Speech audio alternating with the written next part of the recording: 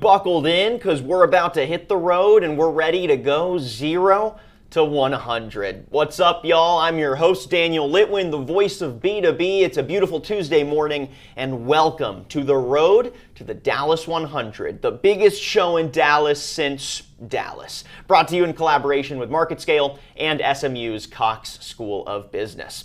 So welcome. If this is your first time joining us live here for the road to the Dallas 100, this show is a precursor to the SMU Cox Dallas 100 Awards, where we showcase the stories behind the fastest growing privately held companies in the DFW Metroplex, celebrating the company's founders, their achievements, their business journey, their challenges, but also their strategies, so that we can learn from Dallas's best and so that you can take your own keys, get behind the wheel, and pave your own road to the Dallas 100. If you are a returning guest, welcome back. We're excited to have y'all joining us in the hot seat here to tell another entrepreneurial story of success and learning. So let's hit the gas, y'all. It's time to jump in. Who are we showcasing today on the show?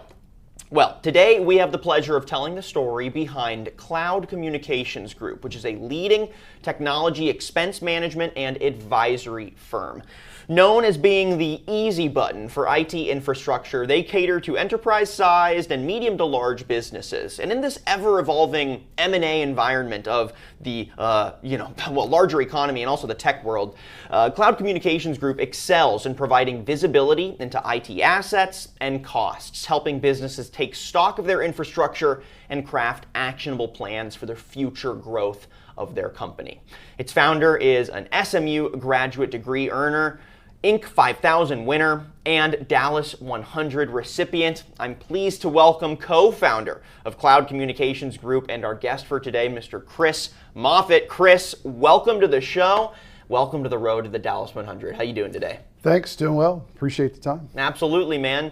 You know, we're always excited to tell stories of entrepreneurial success and growth in the DFW area. And you know, each story is so different. Last week, we were telling the story of a restaurant and hospitality group. Today, we're talking an IT advisory firm. But what's so exciting is that in a lot of ways, these stories are similar, right? There are similar beats of finding your groove as an entrepreneur, of growing as an entrepreneur, and of crafting your strategy as a leader. And that's the through line that's got me amped. And so I'm excited to put you in the hot seat today and learn a little bit from you. So thanks for being here with us, man. Thanks again, appreciate it. It's going to be good. So let's start to tell your story, right? I like to timeline this show a little bit. So why don't you kick us off with the early days? We're talking young Chris. Everybody loves young Chris here. What were those early days like for you in terms of an entrepreneurial leaning? Did you have that itch and that fire early? Did you see yourself starting a business as you were coming into your own, or was that an off-distant dream or something that came into focus later in life? Yeah, so it really did come in focus later. I started my career working in a hotel, the hospitality business. Okay. I thought that was glamorous, something that'd be a lot of fun, and kind of got into the technology and IT business by accident. Fast forward a bunch of years, and we looked at, my co-founder Keith and I looked at what was going on in the industry and just thought we could do it better. Yeah. Well, I love it you brought up the hospitality background because what I've found is that most great leaders cut their chops in other industries and are able to synthesize these learning lessons from different beats in their career. So like you said, right, you started in hospitality. This was during college, actually, right? You were going to college and working on the side. Actually, it went so well that you decided to focus full-time on working hospitality. Tell me a little bit about some of the learning lessons from working in the hotel business, right? In such a customer service oriented environment, really developing your professional chops in that zone. What was that like, right? What kind of learning lessons did you take away from that, and think back on that experience for us? Yeah, so it was, it really was the client or the customer first. Yeah. It was a large hotel that I worked at down in Houston. It's not there anymore, but if you didn't take care of the clients, they could walk literally across the street and go to a Hilton. Right. So we kind of brought that forward and trying to be the easy button for our clients within the IT space today. is we really want to show service and make their lives easier. Totally. What kind of work were you doing there at the hotel? Oh, it was real high tech. I was a bellman. I carried luggage. Let's go. Nice. Bright orange uniform, gold buttons, the whole Beautiful. thing. Why didn't you wear that today, man? That swag would have been on point. Yes. Well, wow. I mean, talk about, really developing your professional attitude, your professional strategies in an environment where, you're gauged on such a short interaction, but it's such a way to create a positive experience for the customer, right? What kind of learning lessons did you take away in that sense, right, from being a small piece of a larger pie of positive customer experience? Were you given any sort of specific mentorship on that, or did you learn to sort of make the most of that role by just sort of playing the game a little bit, right, and sort of learning how to make the most of being a bellman and carrying luggage up? Yeah, it kind of just learned as you started interacting with people and you learn to empathize with people. That was something that the organization really pushed, was trying to empathize with somebody who may have had a flight problem that delayed them 10 hours getting there. It could be raining. They could have come in for a job interview that didn't go well. You just try and empathize. And so same with us. We try and empathize with our clients, what they're doing, what they're having to deal with. Well, what's cool about this career lily pad is that, the audience might be wondering, what's like, yeah, we all had early jobs growing up. What does this have to do with, your IT business? But this was actually step one for you getting into the IT world. Tell us a little bit about how you went from carrying luggage to working on the back end of the computer systems for this hotel. Pretty crazy jump. Yeah, it was. And so it just happened at the time the hotel was being renovated. It had a new GM who happened to be living in the hotel at the time because he was moving to Houston from, I don't remember where. Okay. So I got to know him in the evenings, talking to him. He said, hey, we're going to upgrade all our telephone systems and our computer systems. You seem to know a little bit about this. You want to try and run this project for us? It's like, sure. Didn't really know much about it. Yeah. What did you know about computers at that point? Like, what was your professional experience? I could turn them on. I could play a few games. Nice. Back in the days, games on floppy disks. And honestly, I imagine back in the day, that was like, wow, this guy's an IT professional a little bit, right? Yeah, that's great. So now you're working on the back end of these computers. What kind of immediate skills did you have to refine going from, I know my way around a floppy disk, to now you're managing the execution of a computer system renovations and IT upgrades? What did that actually look like in practice? So we had some really good vendors. So I wasn't actually plugging things in or writing code. We had some really good vendors, but we had to manage those vendors and really learn the terminology. That was probably the big thing. The industry has a lot of acronyms. So learning that helped. Yes, it does. And so, so you jump in, you start building relationships with these vendors. Now, eventually you end up going to work for one of those vendors, right? Did. So tell me a bit about that jump. What was your motivation for continuing your career in the IT infrastructure world? What caught your interest? Why stake a flag there? It was just, it was a lot more entertaining, than the hospitality industry. To me, originally was kind of glamorous, and it might be, but the tech business was a lot more challenging and a lot more to learn. So that was a lot of fun. That's actually what moved me to Dallas. So I was in Houston at the time, came to Dallas with that vendor.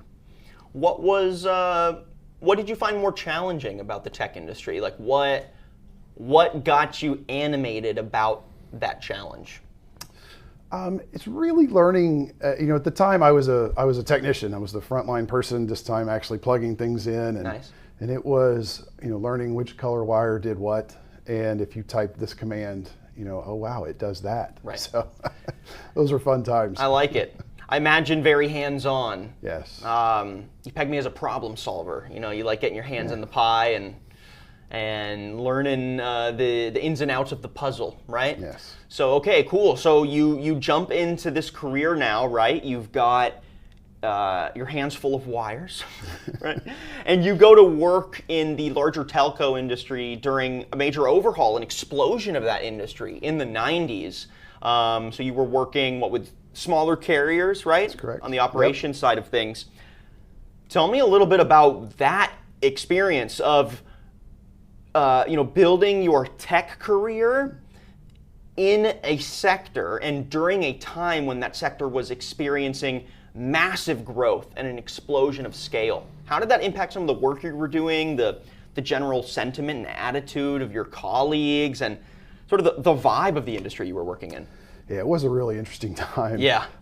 You had the giants out there of AT&T and Verizon Right. and others at the time. So we had to try and compete with them. So it was a very, entrepreneurial environment. Even though it wasn't, a company I founded, it was, we have a list of 100 problems and we don't have the 100 solutions yet. So let's go figure them out.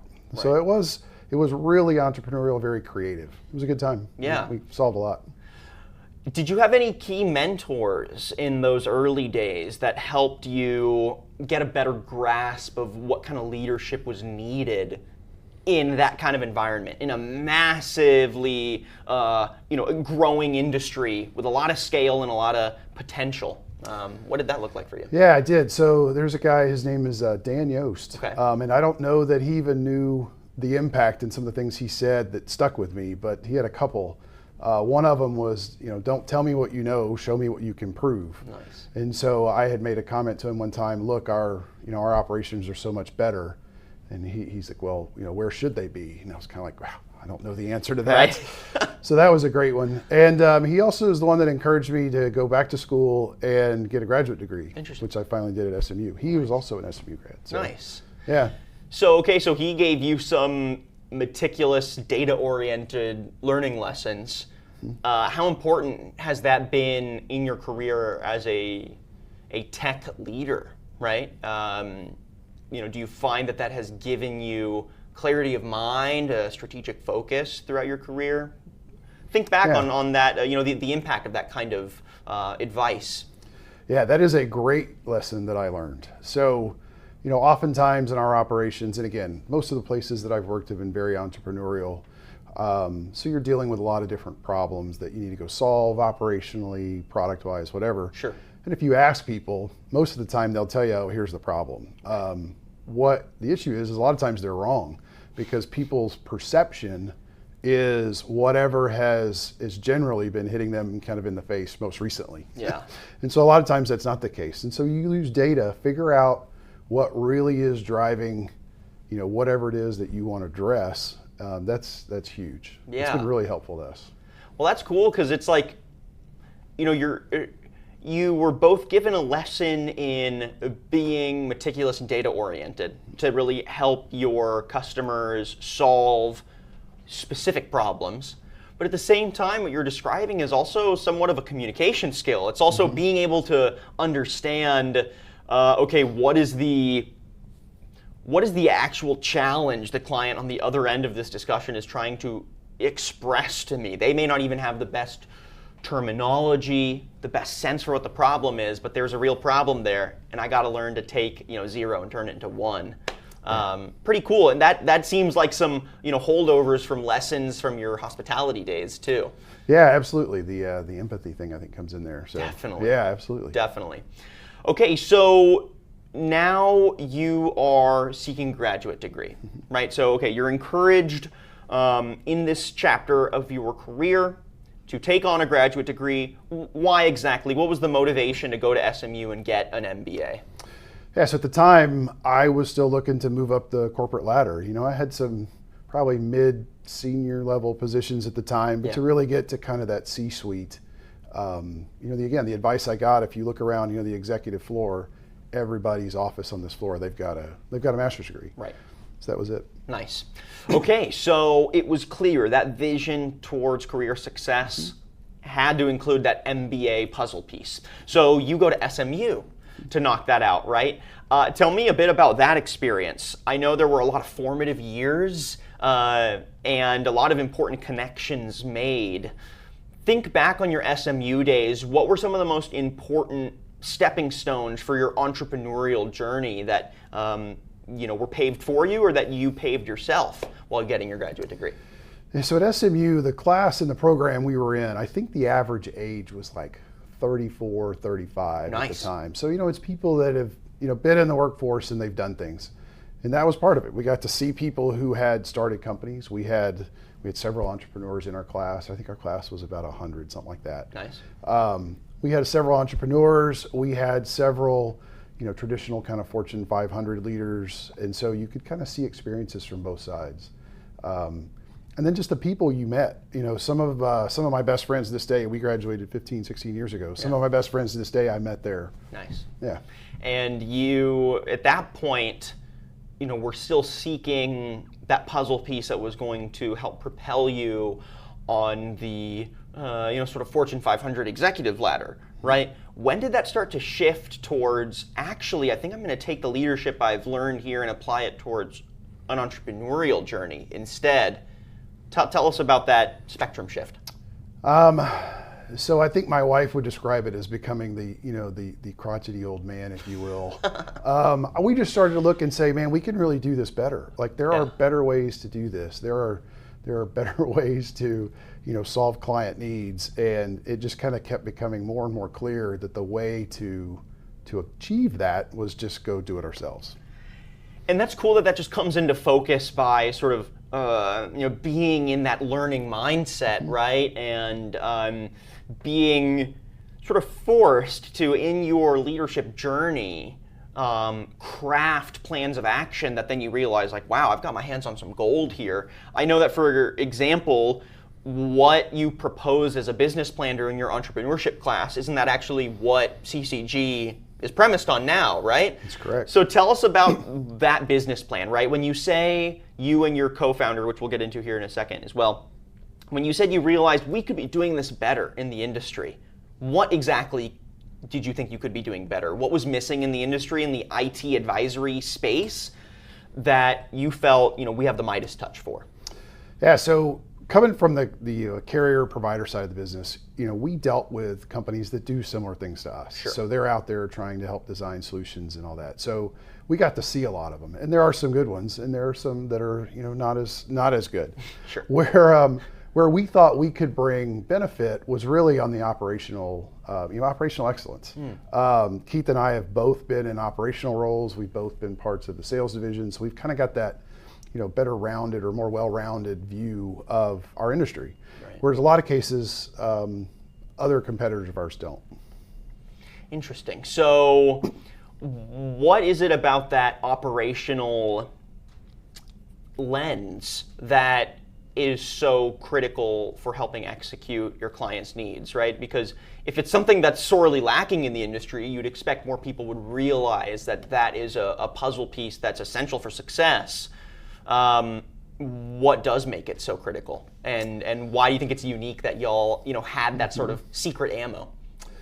I think it comes into looking what's going to happen, or thinking a little bit longer term. What's going to happen at the end of this. So, if we go out and we design a solution and clients like, yeah, that's great, they buy off on it, and then we kind of walk away, we don't really know if that turns into a good experience for them or not. So from the operational side, we had organizations that had to take that day two, if you will, after a sale and design is done. We had to go implement it. So we kind of look at it all the way through of, okay, how is our design and our work on the front end going to impact turning this into something that's usable and providing the ultimate benefit for the client?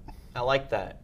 So it's not just a focus on let's make sure to pair up our clients with the right IT infrastructure, the right plan of action, the right software, hardware, whatever it might be, but it's actually let's take ownership over the whole journey and make sure that once implemented, we can check back in a month and say, was our action plan right for you, right? Like that longer vision? Absolutely. We form long-term relationships with our clients. That's what we're after. We really want to be part of their team.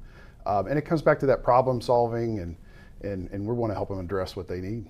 And I think your hospitality background a little bit too. It's cool. Building your initial sort of antenna for what success looks like in a professional setting, being premised fully around customer experience, I imagine helped shape that bigger picture. It's not just about any one individual service. It's about, is who I'm working with having a better experience at the end of this journey than they had when they came in? Is their problem solved, and do they walk away feeling like I had an experience that, it's like they can't even define every step. It's just the bigger picture is quality and positive, right? But also having a meticulous, data-oriented mindset that you gain from your mentors made sure that it wasn't just, offering good vibes, but an action plan that executed on their challenges as well. So it's that perfect mix, which has obviously led y'all to success. Pretty cool to see. Yeah, and I appreciate it again, and thanks, because I had never put those together until we spoke earlier for this. Yeah, that's when I put that together. I love it. That's a great point. Hey, that's the that's the power of the road to the Dallas 100. That's right. Sometimes you forget about that one brick laid, Right. So very cool. Okay, you're a co-founder here, right? So Keith Hatley, that's your Correct. other co-founder. I'm curious, what that co-founder mix looks like for y'all. Where do you complement each other? And when you were thinking about launching a business, what were you looking for in a partner to go on that very risky endeavor with? Yeah, so he and I have known each other since the late '90s, and so we were both at SMU together. So all those were all shared experiences. Okay. And, a lot of times when I say, we just think we can do this better, that was us commiserating or whatever in an office somewhere. Nice. So.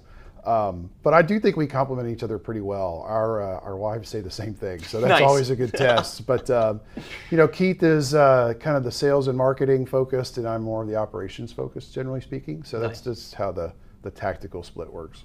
If you had to synthesize y'all's relationship into advice for other entrepreneurs out there, what should entrepreneurial-minded folks who've got that fire to start a business, if they think maybe I should bring a partner on board, what should they be looking for to gauge, is this the right person to go on this kind of endeavor with? That's easy to me. The first one is you got to make sure you communicate well. So business partnerships, it's a marriage. Yeah. And so you won't always agree. So when you disagree, you got to be able to talk through it. Yeah. So that's the thing. Have the tough conversations. That's right. Right. Yeah. That's right. Bad news doesn't get better with age. No, yeah, right. No, what gets better, hopefully, is the ability to speak candidly about Absolutely. challenges, right? And then execute with a solutions-oriented mindset. And y'all have clearly been able to do that, considering the kind of growth you've seen, especially in the last few years. Your Inc. 5000 win, your Dallas 100 win. But let's look at the years building up to that, right? So you launched the company in 2009, but it doesn't really start until 2011. Tell us about those early days of building the business. What were the first, foundational blocks that you had to put down to ensure the success of your business? Yeah, those first few days when you stare at the white walls and there's you can do nothing all day and nobody will bother you. Yeah, right. Yeah, so it's truly, in the beginning, it's truly crafting your message. Why you, in kind of an advisory expense side, like we don't have a product. I can't show you my new, better football. Right. I have to explain, how are we going to, help you? And so you just have to keep crafting that message over and over and refining it, figuring out what works, what doesn't, and going from there. Yeah. And I guess also figuring out, this is more on the technical side of things, but the business model too, and how that is going to link to the heart of your business, which is what you're describing here, right? The kind of customer service oriented, data-tied action plan strategies that you can offer your clients, what separates you, right? Describe that a little bit for us. How did you decide what kind of business model you wanted to operate? And how was that going to be supported by and also support the heart of your business? How did you link those two things together? So a lot of the work we do is actually a brokerage model. Okay. So on the actual business model. So it's similar to a real estate agent is the analogy I use, Nice. but in the IT space. And so what that lets us do is, and again, in most cases, there are some that are different where some of the things we do are billable, but in a lot of cases, that lets us kind of cut through that initial, okay, you're a consulting company, so you want me to write you a 7-figure check, and then at some point in the future, you're going to give me the same PowerPoint that you gave to the last 12 clients. It lets us cut through some of that. and really start to build trust, because it's like, look, just let us, give us something that's been a bit challenging. It's almost a, if you don't like it, you can kind of walk away. There's no risk or very low risk. We'll help you sort out some things, and you kind of build trust. And so a lot of our growth has been, that we're very proud of actually, has been existing clients. They've been, looking for us for more and more. I mean, when your company's success is being defined by positive word of mouth, that means you're doing something right. Absolutely. And that's such a strategic blend of your background and also I think the goal that you set out for what you can do better in the industry, right? You wanted to build a company that executed on solving your clients' IT infrastructure problems, but did so with a long game in mind. And there's no better way to build trust, I imagine, than by showing that, hey, don't just work with us because I can say, oh, you want a communication solution, here's the classic vendor I recommend you. But you sit down, you work with, and you ensure that when they get from A to Z, Z is actually a more robust and efficient IT infrastructure and a client that feels more capable of operating with that new backbone in place. Absolutely. Which is pretty cool to see, that sort of focus on specifically the client journey. But obviously solving these challenges comes first with understanding where the industry is at and building out your portfolio of vendors and of solutions to even offer in the first place. Give us a pulse check. When we look at the early 2010s, what were the IT infrastructure shifts? Where were the winds blowing in the larger industry? And how did that define the services and the challenges that y'all honed in on saying we're going to solve these first as a business to really stake our flag? Sure, yeah, great point. So, even a little bit before the 2010s, you had higher speed data networks that were available. I remember, the dial-up modems and some of those things back in the day. So that's classic. Yeah, a lot of that all should be gone. I hope it's all gone. And then you kind of had a shift toward, the as a service. Sure. So you have people like, a Ring Central, a Zoom that's putting telephony in the cloud. And then you see contact centers moving to the cloud. And then you start to see more and more applications. And what that does is it makes companies more and more reliant on those networks. And so instead of having applications and things sitting within their buildings, so if they lose connectivity, people in the building can still work. Right. Now those things are outside the building. And then you also have people working from home after the pandemic. So it's been a shift around connectivity and where those applications can live. And so that's what we spend a lot of time working on, building redundancy plans and resiliency with our clients on their networks and applications. Was that the focus all the way back in 2010 as well? Or did you find yourselves having to evolve the kinds of challenges you could solve, your portfolio of potential tools and vendors over the last 10 years? I mean, what does that journey look like maturing as a company? They have. So contact center is a space we do a lot of work in customer experience. And so a lot of the platforms, the artificial intelligence stuff, obviously that didn't exist. Right. And so the persona of what the clients are looking to solve, that client they're trying to solve for has changed dramatically, over the past 14 years or so. Yeah. Now, as you were building your business, I imagine there were some initial challenges. I know when we were, speaking earlier to kind of get to learn more about Chris and about CCG, you mentioned scope creep. And I think that's an incredibly relatable business challenge that, as you start your company, you're looking at that bill and you're saying, okay, I gotta pay rent this month, I gotta bring clients on, I gotta give myself some capital to actually build out my business, which means maybe you take on projects that aren't ideal but are gonna bring in a little revenue. Tell us about a bit about that challenge of how you approached scope creep, and how that created some roadblocks early, but maybe how you maneuvered around those as your company matured. Yeah, that's a problem that still exists. That one doesn't ever go away. Yeah, I guess so. I think, but yeah, you're trying to get the dollars in. what do we need to do? So we've had clients ask us to do things that are kind of, I'd say adjacent to what we're really good at. Yeah. It's a good client. It actually seems like a pretty interesting problem to solve. So yeah, we go and do it. And quite frankly, we've done it, not very well a couple of times. And so, but that's how you learn and get better, right? It's how you learn, and it's how you learn to not be distracted by the shiny things kind of deal. Right. But again, I think the communication helped. We've got really good relationships, I would say, with the overwhelming majority of our clients, and so we've gone to several and say, look, this is just not us. Yeah. I don't think it's a huge mess yet, but it's going to be if we don't, get out of this and find a different way to do it. Right.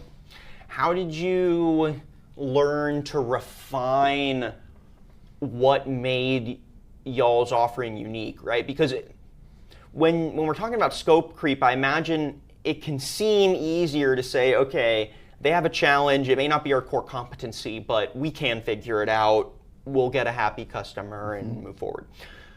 It takes a more refined and focused business plan to be able to say, look, even if short term I don't get that revenue, I know that I need to pitch myself with these core competencies because that's going to build more long-term trust because I know I can execute on that 100% versus that one which maybe I can execute on 80%. That's not good enough. So tell me a bit about how y'all refined that pitch, where you decided to hone in on your core competencies and how you maneuver that as an entrepreneur, learning when to say no, essentially. What was that journey like for you? Yeah, so we actually ate a little bit of our own cooking, as they say. We would sit back and go, I think we're kind of good at this. I think this is what people like. And so we then decided we're going to go ask. And so we actually had outside parties do it. We had 2 different groups over about 14 months. Nice. Asked our customers and interviewed them. And some of them were pretty high level. And then there was a couple that were, they were 45-minute discussions. And basically asked our clients, what is it you like and where are they helpful? And then what could they be doing that they're not? Right. And so that's a great exercise to go through. You'll, if you're not surprised, I would be surprised. Yeah. Criticism and self-criticism. I mean, it's important, right? How have you learned to refine that skill as a leader? Because, being able to take constructive criticism and apply it and grow from areas of struggle, I think maybe some leaders can take that for granted sometimes. That is a skill in and of itself, to be able to humble yourself a little bit, take that and apply it knowing that the end result is going to mean, more revenue, a better company, a stronger leader. So how did you refine that skill for yourself over the years? That's another ongoing, I'll call it a battle, battle. I don't know that I've refined it. I think it's a work in progress. There'll be a lot of times somebody will say, this didn't work, and my reaction wants to be, well, we didn't do what we wanted. And so it's almost to kind of deflect or defend. And so, a lot of times there is a time and place for that, but a lot of times there isn't. So that's still a work in progress with me. I think that's the best answer. I think, the best leaders and the best professionals are people who see themselves as students for their whole life. There's always something to learn, and always something to improve upon. So that gives me faith in you as a leader. I like that. I like it, man. Appreciate it. So, I want to take a slight detour and talk a little bit about your wife. Yeah. So she has been obviously a critical force in your life. Of support, care, love, all the classics, but also of entrepreneurial vision. She actually started her own business nearly 30 years ago. Tell us a little bit about that story and just reflect a bit about how your wife's own entrepreneurial calling kind of shaped your view of taking this big risk and what that support has meant to you over the years. Yeah, so she is extremely disciplined. Love it. She started a business, gets up every day, when she started, got up every day, 8:15 in the morning and was going at it. So, at the time had nobody working with her. It was that internal drive and that discipline. So that helped, especially in the early days when I mentioned we sat down and looked around at the white walls. And it's like, okay, great. Now what? Yeah. And I'm like, let's see what the news says and start reading. You can very easily get lost. And suddenly it's 5 o'clock and you exactly. didn't do anything. I didn't do anything. Why didn't the phone ring? I don't get it. But that was really helpful, and she's continued to do it, so she stays pretty focused. Really cool. Yeah. Not often do you have that level of tenured success as a with the nucleus being a marriage, and both of y'all having that kind of entrepreneurial drive and passion is really cool to see. I'm sure it keeps you motivated, Yeah, she's a great sounding board. We'll have a glass of wine every so often and bounce ideas off about the various businesses, and so it's a good sounding board. Love that. And discipline, can't discount how critical that is. Mm-hmm. Yes. As a young professional still myself, I'm still learning a lot about the importance of consistency and discipline, and how the small wins build to the point where you don't even notice there's a qualitative change, but suddenly you've been able to achieve so much more. Absolutely. Because you made those thankless decisions that in the moment seem exhausting or tedious, but in the long run determine the success of the next chapter of your life, right? Yeah, absolutely. What were some of those areas in your career where you found that inspiration of discipline helped you succeed and outshine the competition? It's probably more, I'll have to credit Keith, to be honest, a little bit more with this, but I would say it's the preparation for meetings. So coming from kind of the engineering operations side of the business, I have a tendency to let's just talk through this and let's get a whiteboard and we'll just figure it out. But the discipline to have an organized path to a discussion, to a meeting, to solution discussions, that disciplined path is so much more effective than just winging it. Talent can only get you so far. Right. It's about hard work and applying Right. yourself, right? And that's, I think, a tried and true lesson. The most talented people aren't always the ones who succeed. It's the ones who combine talent with gumption and executing day in, day out, right? Absolutely. So, all right, let's go ahead and wrap things up by looking at the now and ahead, right? Your company has grown to the point of being honored with Inc. 5000. Y'all were Dallas 100 winners last year, right? 2023. Correct. Beautiful. So what does y'all's current growth chapter look like? What's your focus as a company right now, right? And how is that shaping, where you're hoping to take the company in the future? Yeah, so right now it's really trying to figure out how to deliver on some other things clients have asked us. So I mentioned customer experience and contact centers. We have clients who are asking us to do more and more that is, kind of retained management of platforms, those kind of things that involve a little bit more people. They involve, just some other complexity. So we're really kind of focused on how do we deliver on that, because we don't want to, kind of repeat things in the past of, yes, we can do anything, right, and then do some of it poorly. So we want to do it right. And then what about company size? I know y'all have, over the last few years, really made a business decision to focus in on, let's serve mid to large size businesses. Let's focus in on locking in those enterprise clients. What does that strategy look like in practice, and how are y'all kind of changing your approach to make sure you can execute on those scaled challenges of an enterprise company? Yeah, great question. So we are still paying a lot of attention to the enterprise clients. We think they have some unique challenges and unique things that we can help solve. At the same time, a lot of the commoditization, if you will, of technology is pushing tools down to smaller organizations that used to be reserved for an enterprise. Interesting. An American Airlines call center, as an example, has had some really sophisticated technology for years. Well, a 15-person company can have that same level of sophistication now. So we're looking at ways to to help those that may be struggling with how do I apply all this tech that I didn't know I had or had access to, which is similar to an enterprise problem. Interesting. Yeah. So that's really interesting, because while yes, there's a focus to zone in on enterprise-sized clients, you're kind of solving enterprise-sized challenges regardless of business because of the way the technology has matured. How is that changing y'all's service approach and your action plan strategies, right? Are you finding that you're having to tweak how you provide value over the last few years as that technology has matured? I hope what we're able to do, and this is part of what we're working as well, is to take something that can be really complicated at the enterprise level, and simplify it a little bit so that it's just as effective at an organization that's not as complicated. So a lot of the IT world involves system integrations, and so some enterprise clients will integrate 5, 10 different systems or one things. Well, a lot of companies that are smaller don't have 5 or 10 systems. So, their integration needs are still there, just the scope and complexity is not. So that's changing a little bit of how we message things and in our design process. Nice. Well, y'all are clearly on the path to growth. You're on the road to continued success. And so,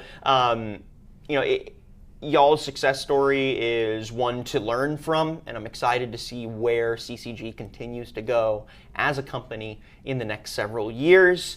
My last set of questions here is about the Dallas 100, right? So you won last year, right? You were part of the class of 100 for 2023. Tell us a little bit about what that experience was like for you and your team.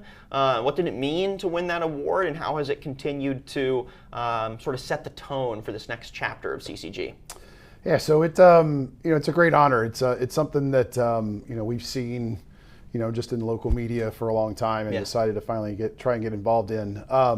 It also, I would say, on a personal note, was a lot of fun. So we had the whole company there, which again, there's not that many of us, but we had we had a couple of tables. We had everybody's significant others were there, and so it was a lot of fun. Getting to see other people, some of them that we knew, some of them that we've gotten to know. It was a lot of fun. I'm looking forward to hopefully we're part of this class again this year. Definitely. Yeah. And even more broadly, SMU has played a key role in advancing your career, in being sort of an incubator for your entrepreneurial fire in a lot of ways as well, and scoping out a plan of action for where you want to plant your flag in the industry.